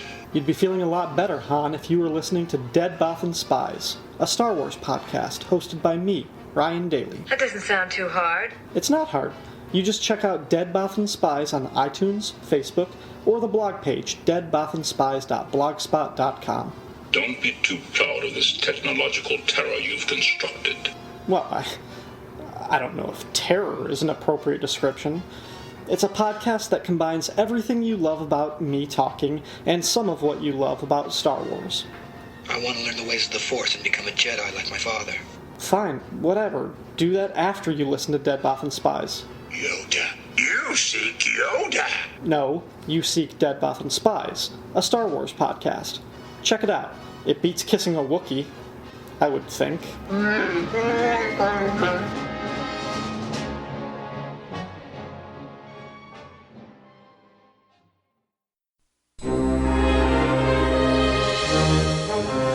Hey, Jeff. Hey, Mike. Man, it sure is great to be back from crisis to crisis after all this time. It's been a busy year for both of us. For very different reasons. But now we're ready to cover the post-Death and Return Superman stories. Yeah, and we're about to start the books that came out in 1994, which means that we have so much to look forward to, like Bizarro's World. The Battle for and Fall of Metropolis. Superman Doomsday, Hunter, Prey. Worlds Collide. Well, you're looking forward to that one. Oh, bite me. 0 Hour. 0 Month. And right there at the end, we have Dead Again. And don't forget the Elseworlds annuals as well. Well, most of them anyway. Yeah, some of those really did suck, don't they? But From Crisis to Crisis is back. New episodes will drop on Thursday, just like before. You can find the show at the Superman homepage, www.supermanhomepage.com, as well as at the Superman Podcast Network, which is at www.supermanpodcastnetwork.com. And we also have a Facebook page that you can like by going to www.facebook.com/From Crisis to Crisis, a Superman Podcast.com. Is it .com on there? No, it's not. No .com. Forget that. So From Crisis to Crisis is back, folks, and better than ever. Well, I'm better than ever. You need some work. No, shut up. No, you shut up. No, you shut up. No, you shut up. No, you shut up. No, you shut up. No, you shut up. From Crisis to Crisis, a Superman podcast, covering the post-crisis adventures of Superman, 1/2 month at a time. Every Thursday at www.supermanhomepage.com and www.fortressofbaileytude.com.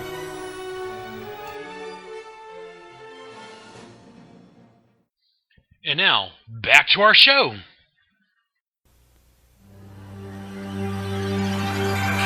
On your mark, get set. We're riding on the internet. The internet is really, really great.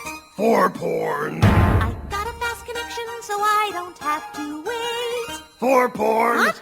There's always some new site. For porn. I browse all day and night. For porn. It's like I'm surfing at the speed of light. For porn. Trekkie. Internet porn, Roman orgy scenes. Internet porn, dominatrix queens. Internet porn, girl on girl on girl on girl on girl on guy on sheep. Bet you're going surfing on the internet.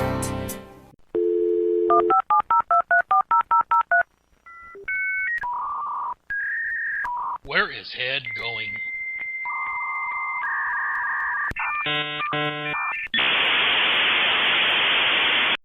So, as you may have guessed, this episode of Where's Head Going, blah, blah, blah, we're going to Conway Corner Podcast Crossover. That's what we're in the middle of. A couple of things for this segment. The first I'm going to recommend is gerryconway.tumblr.com. That's GerryConway.tumblr.com. And there's a post on there entitled "Who Created Caitlin Snow on the Flash?" According is the blog name on it, or whatever. I'm going to go ahead and post that in my show notes. Definitely check it out. That's what got this whole thing rolling. And there's been further updates on it. But definitely check out Jerry's thoughts on the whole matter. Show Gerry your support. He's a great writer. He's a great man. From his other posts after this, he's a hell of a human being. So show Gerry some love. Speaking of showing Gerry love, we've got a list of other shows participating in the Conway Corner Podcast Crossover Extravaganza. I don't know. Anyways, I'm going to list off these other shows. Definitely recommend checking them out. I've listened to all the ones that's been released except for the first one I'm going to talk about. They've all been great. I'd listen to all their podcasts, but there's just not enough time in the day. But anyways, I'm going to read off the podcast and tell you what I know about them, and we'll go from there. And again, I'll have these notes in the show notes also, so watch for it. So, the first one of the most important ones, is the Superman and Batman podcast. The reason I say it's one of the most important is for two reasons. One, it's hosted by Michael Bradley, the man who organized this entire event. He had the right idea after reading Gerry's comments that, you know what, as podcasters, the fans hear us. The fans listen to us. Let's give our word on this. Let's go ahead and let people know what we think and spread Conway's message over the airwaves. So Michael got this whole thing kickstarted. He started it off. He got us all going on it. So thank you for that, Michael. And the second reason is because, well, as I'm about ready to say, in this episode here, he had an extra special guest. That's right, episode 32 of the Superman and Batman podcast has a guest host of Aaron Moss, yours truly. His podcast celebrates the Superman and Batman team-ups from World's Finest. This episode, he talks about World's Finest issue number 269, plus the Conway written backup story Red Tornado from that same issue. He just released it on May 22nd. Again, I haven't had a chance to release it because as I'm recording this, it just came out, so I'm going to check it out probably tonight at work. I definitely recommend listening to it. I had a lot of fun with it. Thank you, Michael. Thank you for having me on your show. I enjoyed talking with you. Hopefully I can return the favor and have you on mine one of these days. And hopefully I can be back on yours. I enjoyed it. But enough about him. Let's move on to the next one. The Fire and Water Podcast by Rob Kelly and the Irredeemable Shag. Episode 125. The unofficial first episode of our podcast crossover. They played the Gerry Conway interview on creator equality. It was released on May 7th, 2015. Check it out. Again, I always recommend the Fire and Water podcast. This was a great interview with Gerry Conway. I definitely recommend, if you don't listen to any of these others because of time or whatever, definitely check out the Fire and Water podcast. Mr. Conway himself weighs in on the issues. We hear his thoughts. Check it out. It's a great podcast, and that's a great episode of it. So I definitely recommend it. I'm going to go through the rest of them. There's Flowers and Fishnets by Ryan Daly. Episode 11 covers Black Canary and Green Arrow stories from the World's Finest 245. The Supermates podcast, the Husband and Wife podcast, with Chris and Cindy Franklin, with their extra special guest Kyle Benning, covered Superman Family 186 and 187. It was posted on that's May the 17th of 2015. From Kid the Flash, you can find that under the Myth Making ETC podcast by Chris Ivey.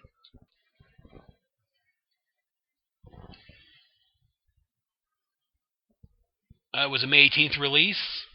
Next was the Hammer podcast, episode 12, covering Thor 224. Came out around May the 18th. The Quarter Bin podcast by Professor Alan Middleton. Sorry about that, Alan. Try that again. It's the Quarter Bin podcast by Professor Alan Middleton. Talked about the Justice League of America issue 188. Between the Pages is not a podcast. It's a blog by Karen Williams. The notes I have on this says the sweet superhero stories of Gerry Conway will focus on his work on Amazing Spider-Man and the Justice League of America. Those stories I plan to touch upon are the death of Gwen Stacy, the original Clone Saga, first appearance of the Punisher, Superman vs. the Amazing Spider-Man, the JLA JSA New Gods, the JLA JSA Secret Society of Supervillains, JLA 200, and Justice League Detroit. All great stories. I definitely recommend checking out Between the Pages blog. Then there's the Lantern Cast by Chad Bokelman and Mark Marble. Episode 220, the Collaborative Conway Crossover Caper, where they reviewed The Brave and the Bold 174 and Super Team Family number 12. King Size Comics Giant Size Fun with Kyle Benning had extra special guest Rob Kelly from the Fire and Water podcast, where they talked about DC Special Series 1, a dollar comics that features a Conway-penned Aquaman story. There was Vault of Startling Monster Horror Stories of Terror. Say that 3 times fast. With your host of Sean Ingle. They decided to go over the Tomb of Dracula. And the regular gang of idiots, Chris Honeywell, Luke Giaconetti, and Chris Hair Metal Hero Tyler welcome newcomer Jason Giaconetti. And they cover the first issue of Tomb of Dracula on episode 48 of their show, The Vault of Startling Monster Horror Terrors of Terror. They also discuss the relevance of horror comics, returning to mainstream comics, and touch on the whole situation of Mr. Comic. Again, just to let you guys know, a little warning, much like Head Speaks, the show does tend to have limited filters at times, so an adult content warning is advised. I listened to that one. That was a great episode. Go ahead and, those have all been released. Go ahead and check them out. I'm sorry, keep moving on here. The next one is Pop Culture Avidata by Tom Panarese, which covered Cinder and Ash 1 through 4. I've listened to that one also. That's part of his 80 Years of DC Comics series. I remember seeing advertisements for Cinder and Ash. I probably see it in the store. I never picked it up. Now I wish I would have. I may have to go back and find it. I've listened to this episode. Tom, great job, man. I'm going to have to go out and buy these issues now to read it. I don't know. It never fell on my radar. I remember seeing them. It doesn't appear to be superhero. At the time, I'm not worried about it. I wish I would have. That was a great story. Thanks for pointing that out there, Tom. Then you have The Comic Book Time Machine by Ben Avery. He's going to cover the Superman, Spider-Man, and maybe the unofficial crossover in Amazing Fantasy, Justice League and Thor, which took place in Amazing Adventure 16, JLA 103, and Thor 207. I'm looking forward to that one myself. I want to hear that one. Then you have Task Force X by that fella Aaron Brotherhead Moss, Episode 10, where he's going to talk about Action Comics 521, the first appearance of Vixen, written by the great and wonderful Mr. Conway.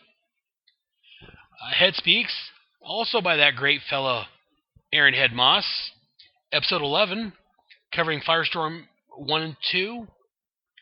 And again, he talks about the Conway crossover and the issues with that. Both of those are available at headspeaks.com, of course. Normally, Headspeaks contains adult language, not suited for the younger family, or the entire family. Younger viewers are normally discouraged. But this episode, he promises he'll try to contain his potty mouth, but no guarantees. Hey Kids Comics by Andy and Michael Leyland. They're in the middle of a bunch of bandwagon jumping shows about comic characters, about to get TV shows. They said they're going to probably cover Amazing Spider-Man 128. Back to the Bins by Paul and Crew. Superman Forever Radio by Bob Fisher. And I believe the Flash podcast that covers the Flash TV show has said they may try to cover something on it. But kids, that's it for the Conway crossover podcast episodes, issues, whatever you want to call them. Those are all of my fellow podcasters that's covering Conway. I definitely recommend checking them all out if you can. I know I am. In fact, a lot of the issues have already been released. Episodes. Looking at the list of pending, there's only, 1, 2, 3, 4, 5, maybe 6 left. Mine being 2 of them. And mine are coming out soon. In fact, if you're hearing this, at least one of them's out already. Anyways, that's it for that. So let's go ahead and I'm not going to play more ads today. I'm just going to go ahead and talk to the Head's final thoughts. Show your support. Again, check out their other podcasts. Let the guys know what you think about their episodes. Send them emails, blog posts, whatever you need to. Send me an email. Let me know what you think. Go on my blog. Go on my Facebook. Google Plus. I don't check that very often, but check it out. Let me know what you think. Again, as always, if you want to record a message, send it me in MP3 format. I will play it on the air. But again, I don't want to think I'm talking to myself, so send me an email, guys. Let me know what you think. Help the show out. Review us on iTunes and Stitcher Plus. Give us a review on that. Let me know what you think. Let me know if you like it, you hate it. Talk to me, people. But that's it. Like Forrest Gump said, that's all I got to say about that. So I'm going to play my end credits. And the final song today, I hope the guys don't mind, but it's a song that was created for the Fire and Water podcast, written by one of their listeners. So my apologies to Fire and Water podcast, and I forget who it was written by. Again, my apologies. But it's a song about Firestorm, written for the Fire and Water podcast. It was a great song. Check it out. It's going to play after the credits. And be sure soon to check out Task Force X episode 10 for my second part of the Conway Corner Crossover. It's coming soon. Check it out for more information and for me to review another Conway written story. Alright guys, see you next time. What a blast, kid. We sure had good fun while it lasted. Hung out with friends, hit the skins. Next week we're gonna do it again.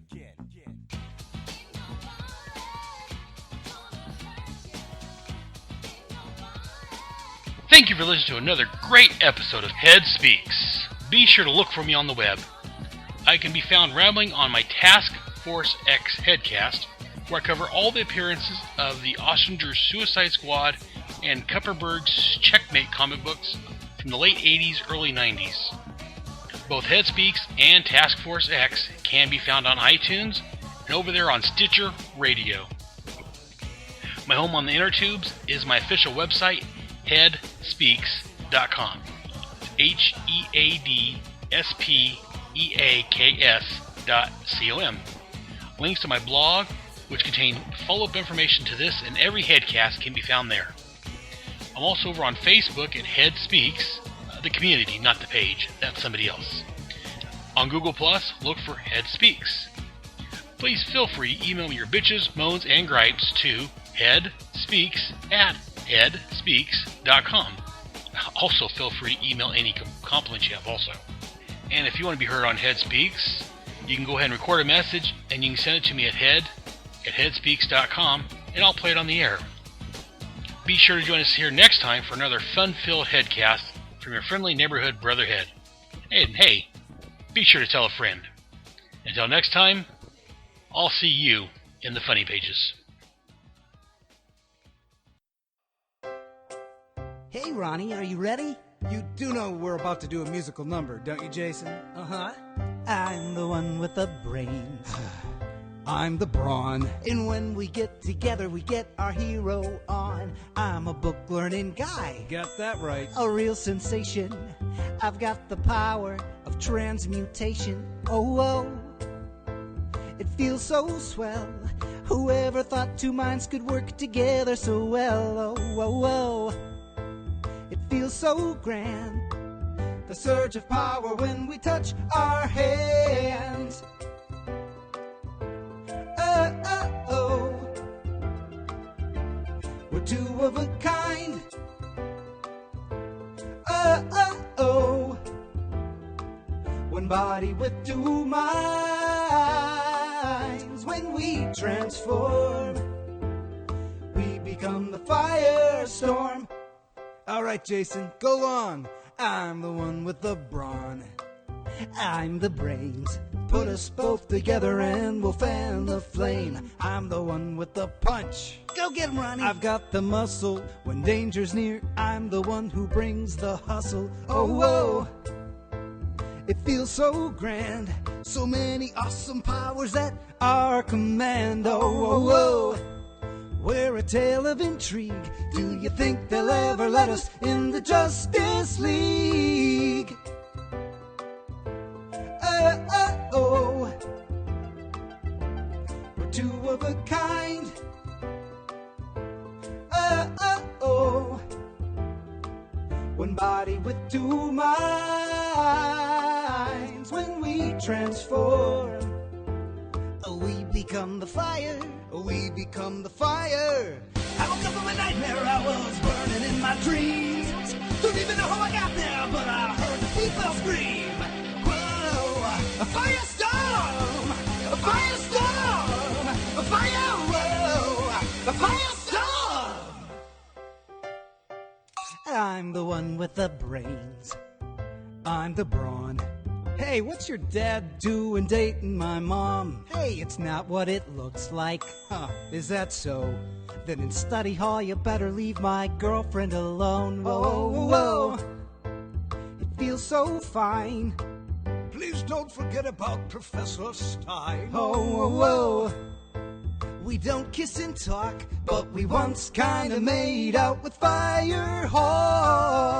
Ah, she's hot. Totally. Oh. We're two of a kind. Oh. One body with two minds. When we transform, we become the fire. A raging, burning fire. We become the Firestorm. Whoa, whoa, whoa, whoa, whoa, whoa, whoa, whoa, whoa, whoa, whoa. We're two of a kind. One body with two minds. We're two of a kind.